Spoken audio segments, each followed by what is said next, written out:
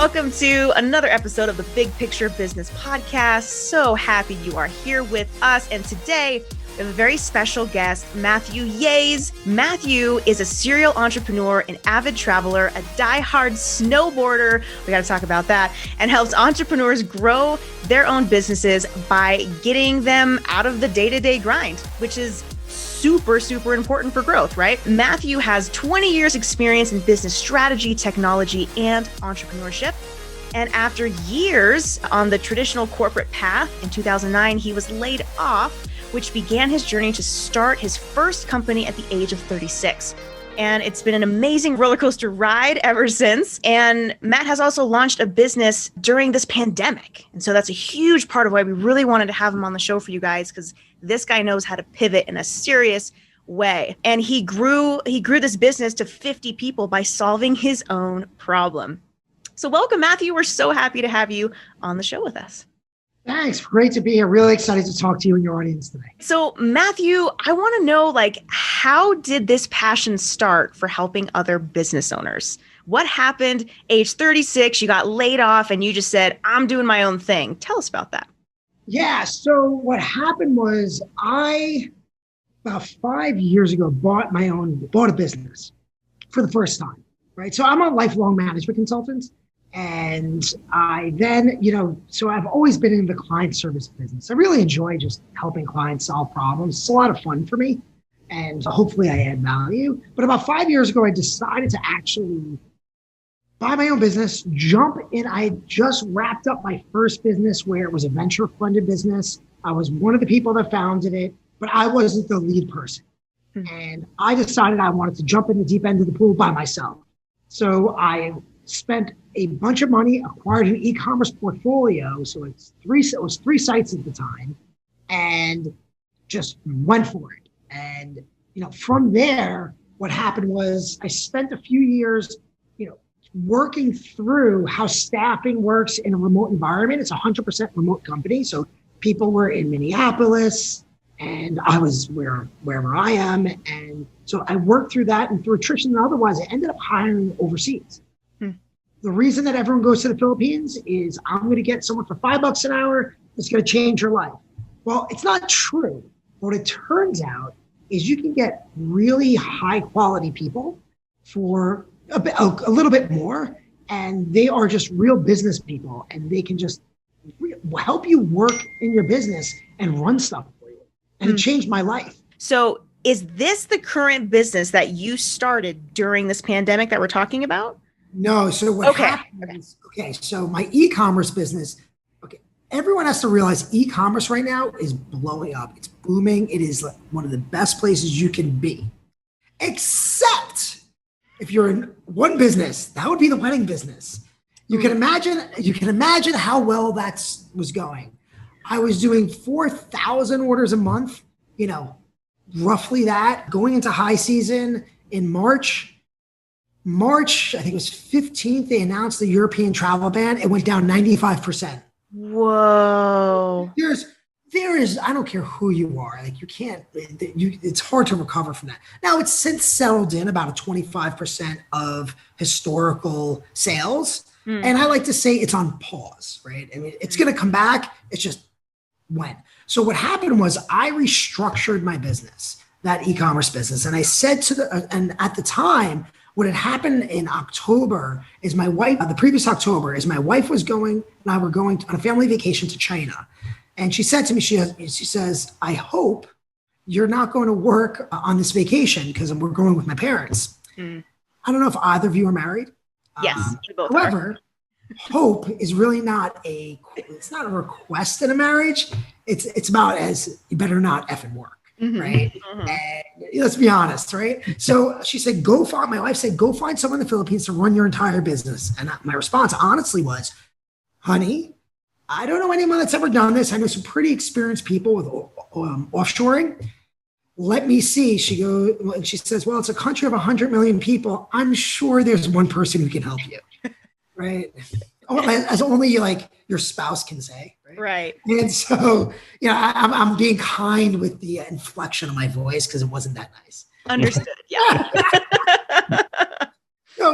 So It took me about 6-8 weeks. I found someone, and Angelica was a chief of staff for a 100-person dev shop, and I convinced her to come work for at the time it was 6 people, 6-person e-commerce business, and help oversee operations.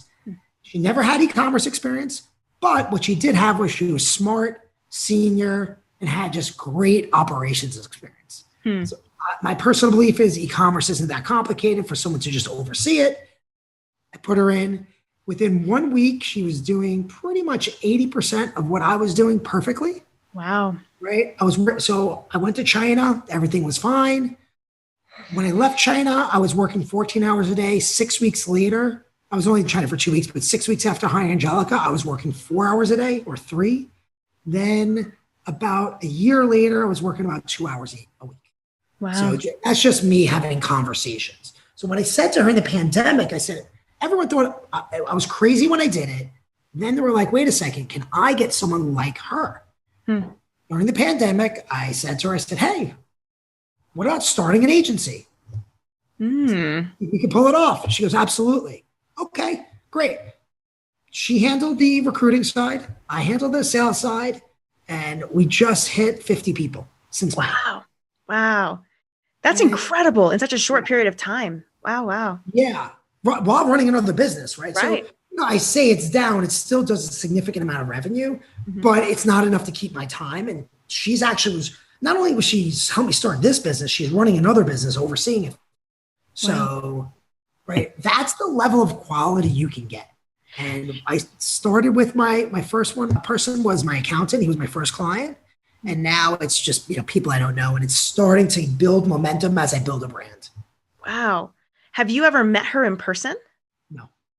That's incredible. Okay. So I have to ask then, at what point were you able to just sort of like give up the reins of the first e-commerce business? You were like, I don't know. Because a lot of business owners, I know a lot of our listeners have such a hard time just letting go and allowing people to help them grow, right? Especially if it's their first business. Do you have any advice about how to go about doing that? It took me 7 days. Okay. I was going to China. I mean, that's it. Like 7 days and a commandment from my God, my wife. She was just like, Lord on high said, do not work. Right. So no, but seriously, so I think for me, what it was is that I was so done and I was killing myself. Like, okay, I know better. I know better than to get sucked into the business, but I forgot the cardinal rule, which is, your operational excellence for 99% of industries, it's not going to make you more money. Right? It's just not. Like, you have to execute to a certain level. But after that, me being involved is just a waste of time. And I thought my value, I created all this value, but I really didn't, right? So I was just at the right time to step out, to just be like, I'm done. I want out of this business. I would have sold it if I could. Like, it just wasn't ready for sale. Like, I was like, I'm out. So it was the right time for that. But for entrepreneurs, what I would say is, do you actually like your life? I mean, are you really enjoying doing tactical things that just don't matter, right? And people would say, well, client management matters. Well, I don't manage my clients for my VA business. I have my team do it. So when I talk to clients, it's about important stuff, right? If there's a big enough issue, a large enough issue that arises to me, it's very important. The fact that a VA may need coaching on something, it's not that it's not important, right? But it's not important enough that I should deal with it. I have people who are going to do a better job at coaching a VA than I am. So they deal with it. They work with the client. And as a result, the clients get better client service. Right. Because I'm missing emails if they email me, and I'm running around. So what I would say to people, my advice is, if you like your life the way it is, and maybe you don't need help, but there's no successful entrepreneur or company who's done it alone. They always have a team. Yeah. So what are some of the biggest fears that you see entrepreneurs have when they're trying to make that jump from working in the business to working on the business? Yeah, I would say that the number one thing that entrepreneurs struggle with is they think they're special. That's it. You're not. You're not special. I'm not special. No one on this call is special. Guess what? There are people around the world who can do it better, faster, and more efficiently than you. Now, the pushback you get is, well, I, as the entrepreneur, I can do engineering and marketing. I want an engineer, somebody who can do both. Well, you're the boss. Okay, so let's come down to reality. You're not going to find a pink, sparkly unicorn with blue eyes. Not even in the United States are you going to find people like that. And if they are, if you do find them, guess what? They cost about $350,000 a year. So you want to pay that? No problem, right? But you're the entrepreneur for a reason. Your job is to orchestrate the business. And you can, and by the way, the fact that you can do two very different tasks and execute doesn't mean you do them well. It just means you can do them. So the biggest thing is, just realize you're not special, entrepreneur, and realize that having someone focused on a task will make the execution of that task better. Yeah, it makes me think of like the person who owns an airline is not the pilot, and they couldn't be the pilot because if they had to be the pilot for every single airplane, no one would get anywhere. Right. It's a really good analogy. No, it's true. That's exactly it. Just show me one successful business that is run by one person with zero help. Like it's just there isn't. Like it just doesn't exist. Everybody has a team in some capacity. Mm-hmm. Even most people don't do their own taxes, or many people don't do their own taxes. They outsource that to an accountant because they're going to do a better job. Yes, I can go to H&R Block, and yes, I can get my taxes done in some proficient fashion. But I also know my accountant is way better than H&R Block. So because he's going to help me think different, right? So it's just that level of recognition that you have to have a team to be successful. Right.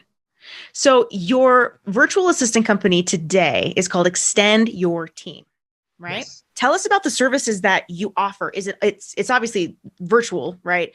But what would you say is like the top 3 services that you cater to? What we do is a little different than a lot of virtual systems. Typical virtual system, when people hear Philippines, they hear one word sheet.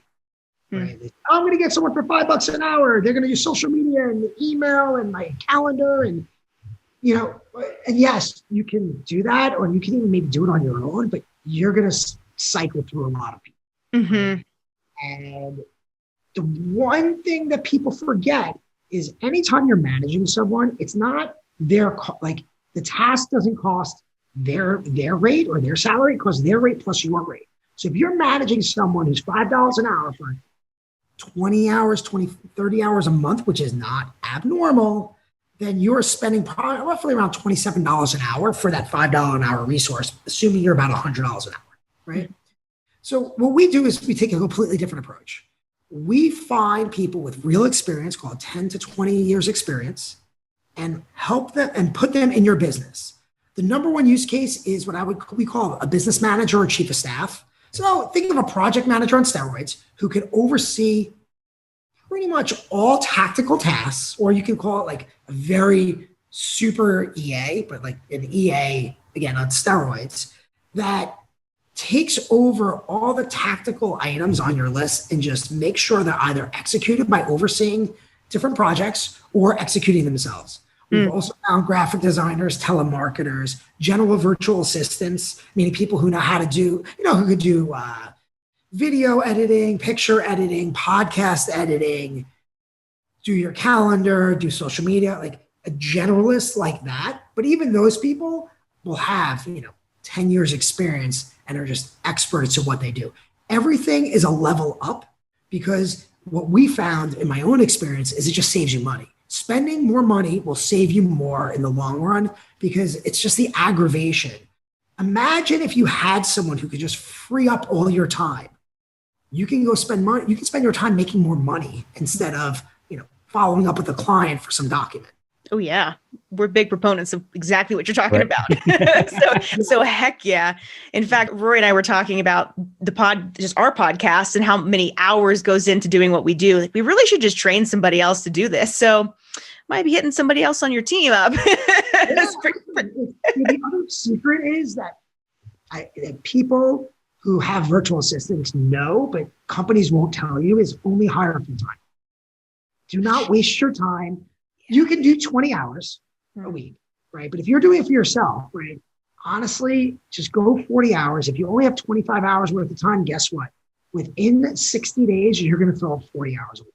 Don't worry about it. Because you're going to be like, oh my God, I have all this other stuff people can do. And the reason is, it's not a culture of contracting like the United States where it's like, oh, I have 10 hours on this client, 20 hours on that client. People really do want full-time work, and that's their preference.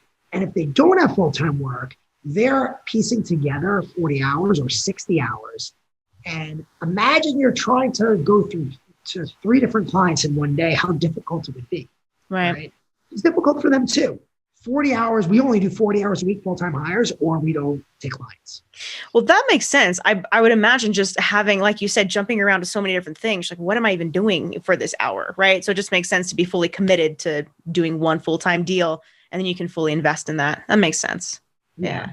It pays time and time again. Whenever at first, when I started the business, I made exceptions. And there were just challenges, right? Because people then bolt on a full-time job, or if you're, and I like to say, and this was taught to me, if you're not first, you're fourth, right? So it's just the way it is, right? If you're not the priority, you're not the priority. It doesn't matter. Very true. Gosh, that's so true. Yeah. And I want to go back to something that you had said. Even though you're a virtual assistant company, you actually recommend that people don't hire virtual assistants. Yeah. So here's what I mean by that. I call my team virtual assistants simply because it's an easier way to communicate what we do, not because it's the reality. To me, the virtual assistants are the people that are $5 an hour that all these companies are pushing on people all over LinkedIn, right? You've probably gotten 15 messages from, just, hey, you want a virtual assistant? Hey, you want a virtual assistant? They're very low level, entry level team. My team, they're remote workers. They are professionals who happen to be in the Philippines. Hire a business leader, hire the highest paid person first. And we're really only talking 16 to 19 an hour. That's all we're talking about here, right? And the difference between, by the way, $6 and 16 is $1,800 a month. If you free yourself up from 80% of what you do and can't generate an additional $1,800 a month in profit, my opinion is you have to look at your business, because that's a problem. No, it sounds trite, but it's true. If you actually don't see how you can make 18, not forget 20,000 more a year, because that's what people get stuck with, right? Oh, it's 20,000 more, 30,000 more. It's really, break it down by month. It's, in this case, $1,800 a month. If you can't make that more in profit in 90 days, you have a problem. But if you get the right person and hire a business person, right, instead of an entry-level college kid, you're just going to see results. And these are remote workers. They're not virtual assistants, in my opinion. Yeah. And what I've noticed is that the thing that really snowballs is when that person that you hire to be a business leader in your business, when they are managing all your other team members and they're hiring them, that's where that breaking point is, where you start to see the exponential growth from it. Oh, absolutely. There's no way, it's not even remotely possible that I could have built a 50-person business in 7 months on my own.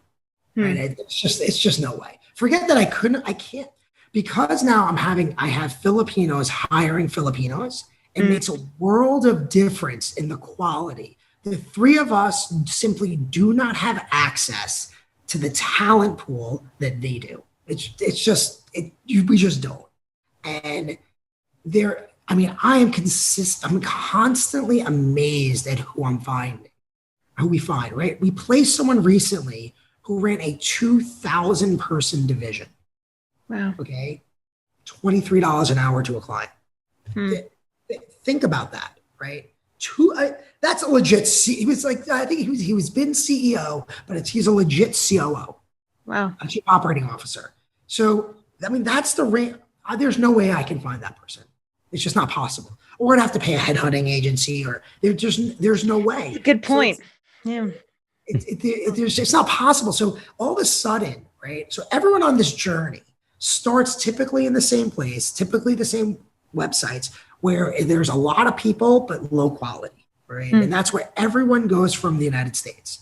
But there's a whole world of professionals that you and I just, we do bespoke searches, right? We're looking for people that you just can't find. And that's who we target, right? It makes a world of difference.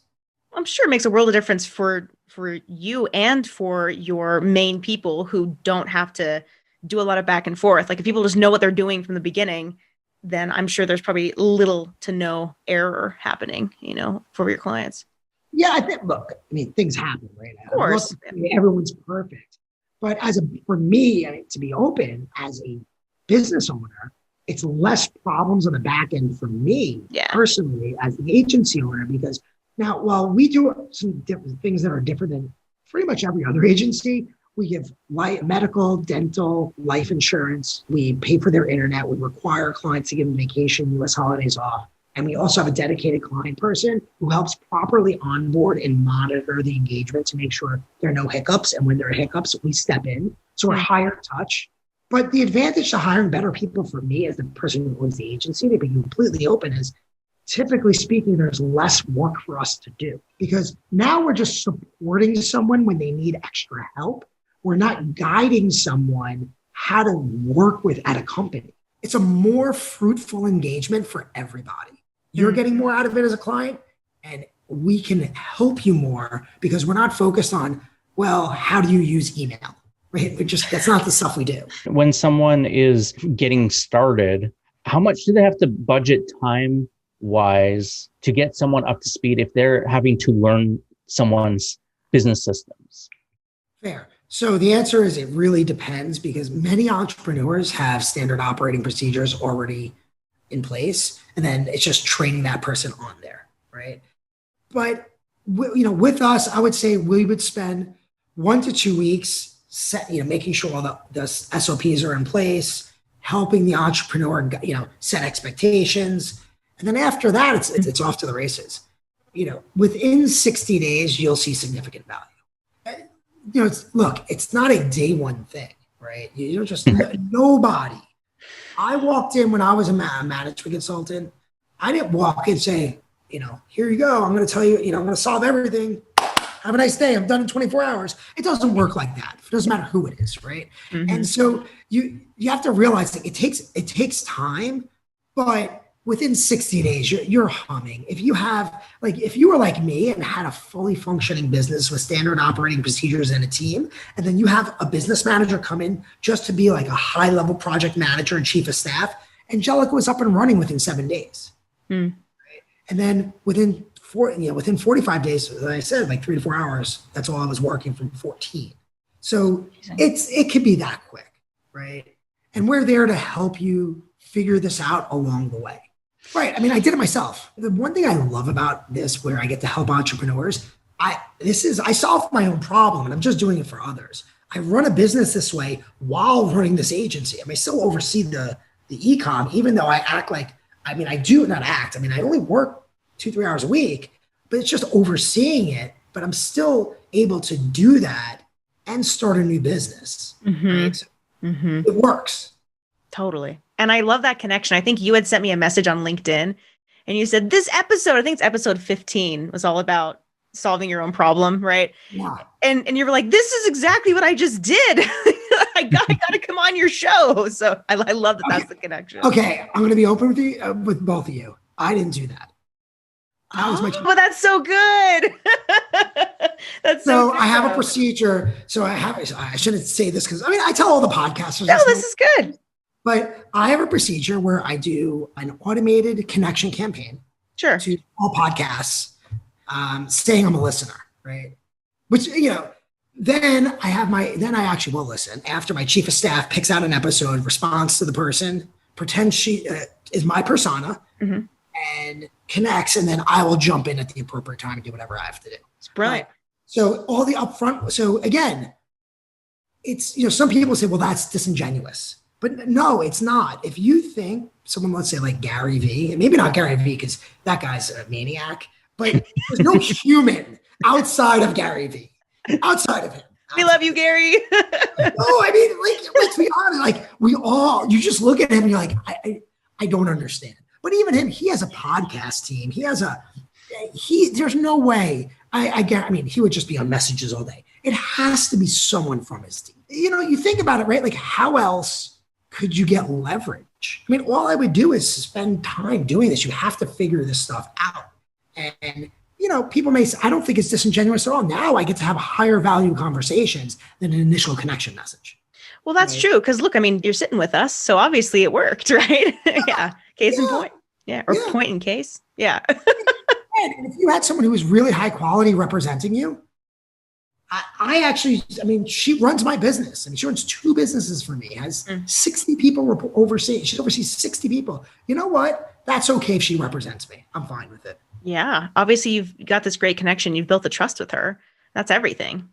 You can't buy trust, So no, and the Filipino people are very, very open and honest and warm, and I really enjoy working with them because there's a lot of similarities to the culture. They're very Americanized, and a lot of them are used to working with Americans, so it's an advantage right away, as opposed to some other countries where you may have to navigate a little more cultural stuff.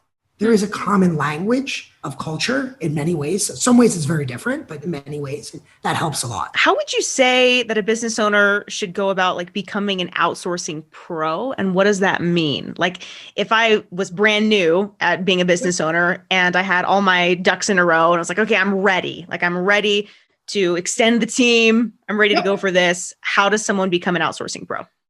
Well, if you're going to do it on your own, what you need to recognize right away is you're hiring for a regular position. I would say the number one mistake, but a very common mistake that people make is like, oh, I'll just get a VA, and they just treat it like I'm buying a pair of sunglasses. Like, yeah, whatever, I'll just go get one. And yeah, they seem nice, right? You have to put the time and care into hiring as if you were making $100,000, $150,000 hire. Once you do that, so that starts with 2 things. 1, create a job description, right? Write a formal, it sounds silly, write a formal job description, not, hey, I want a VA, right? So, and how do you know what the VA should do? So here's the second task you need to do. These 2 things will save you a lot of time. You just take a piece of paper, do a line down the middle, and on it, write 2 columns, strategic, not strategic. So strategic and tactical, right? Strategic is thinking tasks that require you and your experience, right?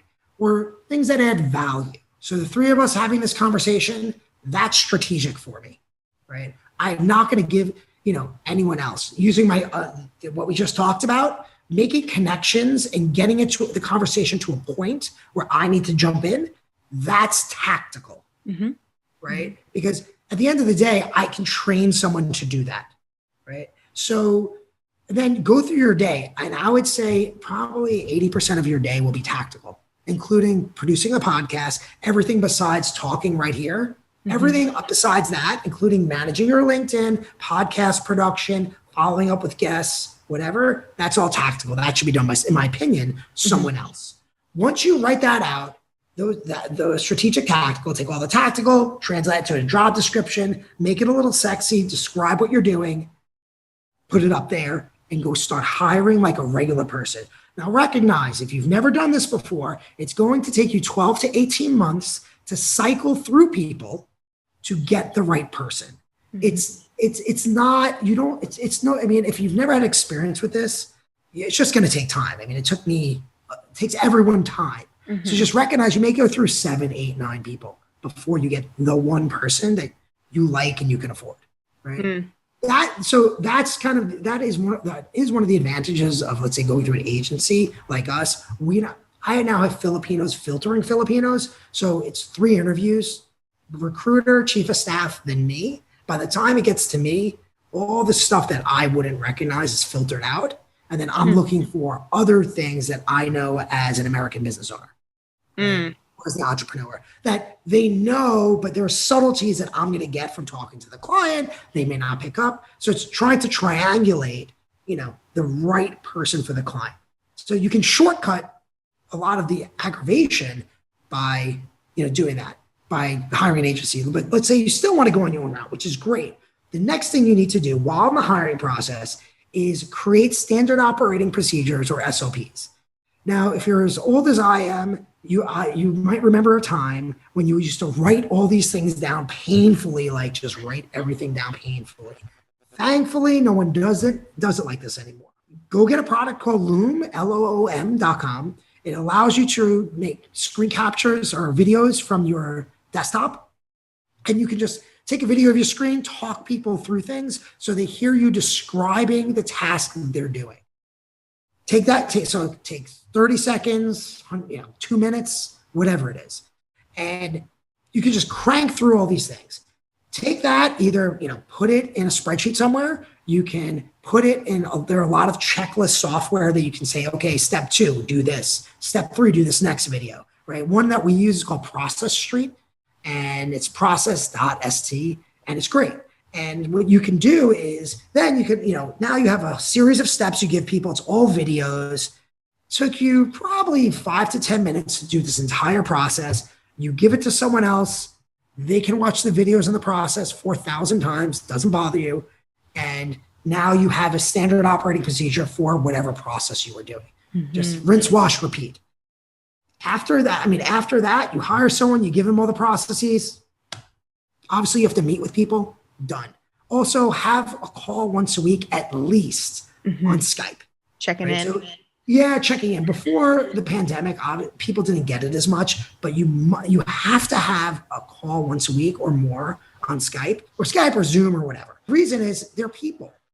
No one would like to be the random person receiving instructions from a Slack message or an email. That just sucks. Yeah. Right? That's just really crappy. So they want to be part of something. They're excited. They're joining your company. It's a big deal. They're not a widget, right? You're hiring a person, so treat them like one.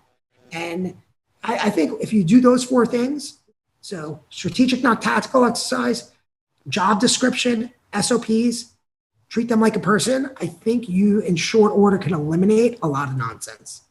Brilliant. It makes perfect sense. Yeah. And I would imagine having that face-to-face time as well, it creates that accountability factor too for all parties involved, right? It's like just making sure that you are checking in and like on top of what the work that they're actually doing, right? 100%. Yeah. Exactly. Let's say you've, convinced someone like you should go get started, but they're having a little bit of, say, like a hesitation of letting go of these tasks. And what would you say to them?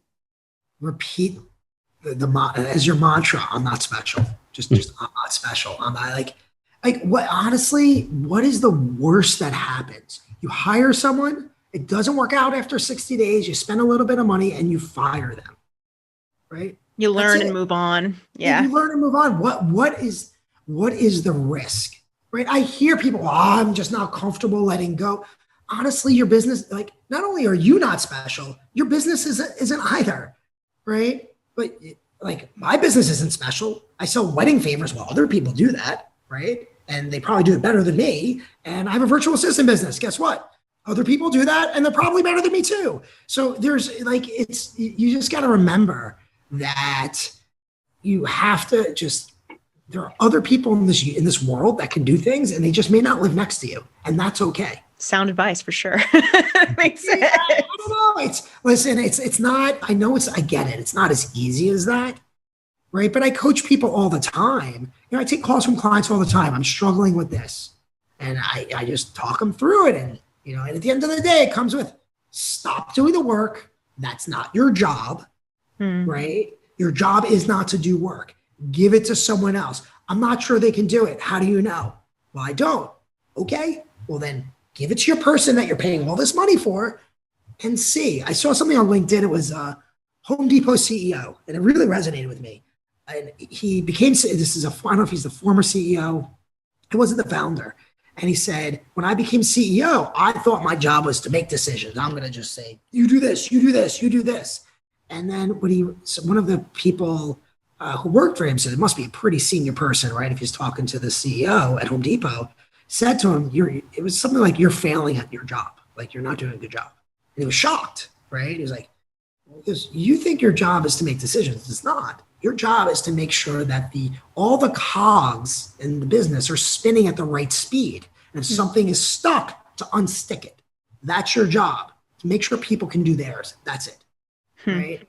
And he said, it really resonated with me because if you think about it, where's my value? My value is not getting into saying, it's not like, well, did you have this call? Okay, how's this call go? I want to hear about your call. Okay, let's talk about what you did. That's hamstringing people. My job is to say, okay, do you have the right tools in place to help you do your job? Here are your goals. Is there anything stopping you from meeting your goals? No? Great. Yes, let's talk about it.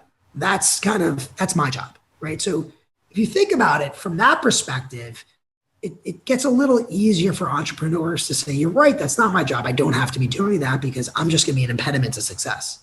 Yeah. But also I think the allure of like, listen, you don't have to do this. You're not going to grow anymore unless you just let go. You have to let go and let people, right? Right. Let them help out. Yeah, people get stuck on the money, right? Well, let's just say it's, I think $16 is roughly like $2,800 a month, something like that. So, people get, is it 26 so it's like 2,900. So people get stuck on, oh my God, it's called 3,000, it's $36,000 a year I'm signing up for. No, you're not. You're signing up for $3,000 a month for as long as it works for you. That's all you're signing up for. For me, at least, I didn't design a business that locks anyone into any contract. If I can't create value for you, then you shouldn't have to pay me, right? We shouldn't be locked into doing business together. So, but just everyone needs to realize it's $3,000 a month. So invest $10,000 in your business, $3,000 of $9,000, $3,000 over 3 months. Invest that time. Is your business better? If it's not, cut the cord. Yeah.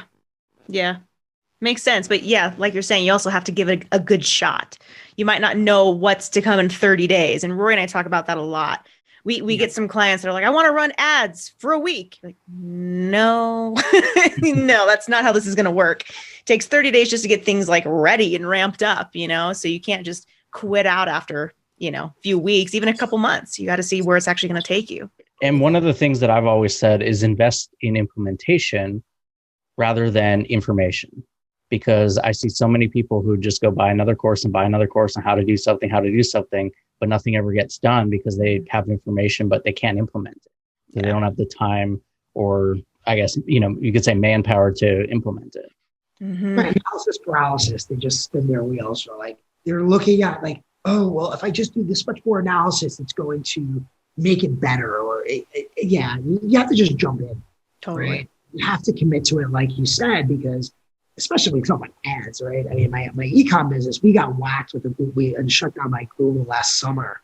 And it took, and we were in the 100% in the right. It didn't matter, right? I didn't fire my agency because that's not going to be helpful, right? I have a long-standing partnership with them. But it took 6 months to get back the level of sales. And frankly, there is nothing my agency could have done differently. I checked. Right? Trust but verify. I checked, right? And everyone said, no, the account looks great, right? So you have to, sometimes you just have to invest in order to be successful. Yeah, that's all part of, running a business, being a business owner. You have to be able to make these decisions to take your business to the next level. And if you don't make those decisions, then nothing happens. Yeah. But we fail. And by the way, you may take a leap and for whatever reason, it just doesn't work, right? It could be you, it could be them, it could be the business, it could be look at my e-commerce business. There's nothing I can do to change COVID, right?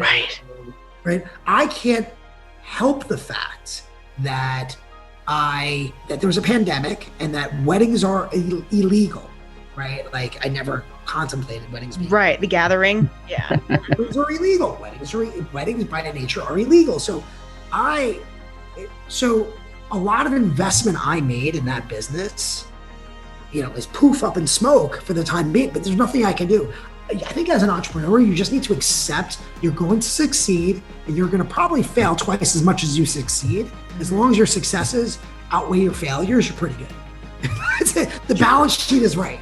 the balance sheet's in the right direction, as long as you succeed more than you fail. Yeah, absolutely. This has been so fun. Thank you so much for taking the time with us and for chatting about just your personal experience and being a business owner and having successful companies and being able to pivot, especially during this time. It is possible for all you listening. It is totally possible. Matthew, thank you so much again for being with us today. This has just been a joy to have you on. Thank you. It's been a lot of fun. On the next episode, you did what? That's right. It's time for another one of those Dominica and Rory Get Personal episodes, and this time we are sharing all the stupid stuff that we've done in life, business, and otherwise. Let the hilarity ensue. Ha ha ha ha ha ha ha ha. Oh, and by the way, did you know Apple Podcasts is a great place to leave us a review? Yep. Since you now know this exciting information, how about you put that information into action by leaving that review you've been meaning to leave. All right, see you on the next one.